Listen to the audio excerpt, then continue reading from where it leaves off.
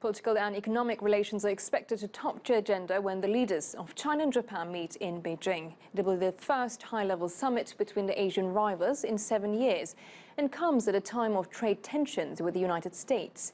Prime Minister Shinzo Abe and the Chinese President Xi Jinping have met before, but this will be the first full-scale summit since 2011.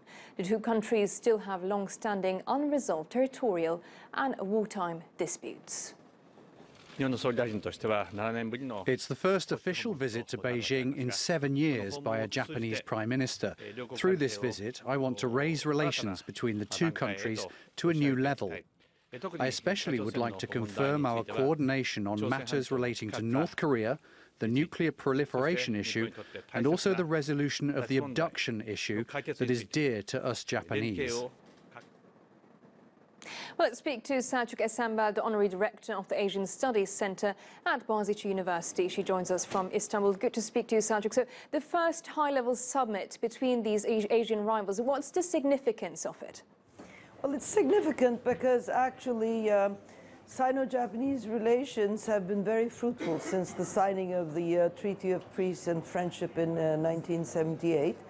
And there are, of course, important historic problems between China and Japan and unresolved issues over the boundaries of sea territories between the two countries, particularly a dispute over the Diaoyu or the Senkaku Islands. But China's economic growth and prosperity owes in large part to very generous foreign direct investment, including that of Japan's. Japanese companies have been manufacturing in China, and they've been transferring technology for decades now. So this is nothing new. But it seems to me that the preparation for some kind of a new impetus in expanding relations even more, and the China's invitation for Japan to invest in China's economy now that it's slowing down, waited for an opportune moment, and it was right now, perhaps this year, was that opportune moment to have this meeting.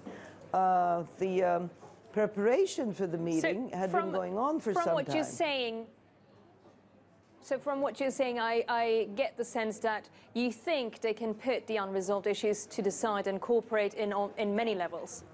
Many levels, but primarily economy. In other words, I'm not so sure that this meeting, which is very friendly and seems like Prime Minister Shinzo Abe traveled with the representatives of 500 Japanese firms to China. Now, that's a very significant, of course, large team of Japanese business interests to be in China, and already so many of them have investments in China, especially in North China and the Northeast frontier areas. But I don't think it automatically means that they're going to solve all their political problems or territorial issues and so on. I think that those are going to be on the burner for a while, whereas, economic mutual interest and trade and commercial relations are going to be at the forefront. In other words, this doesn't mean that Japan and China are going to agree on everything, but economy is number one in this sense, which is bringing the two countries together.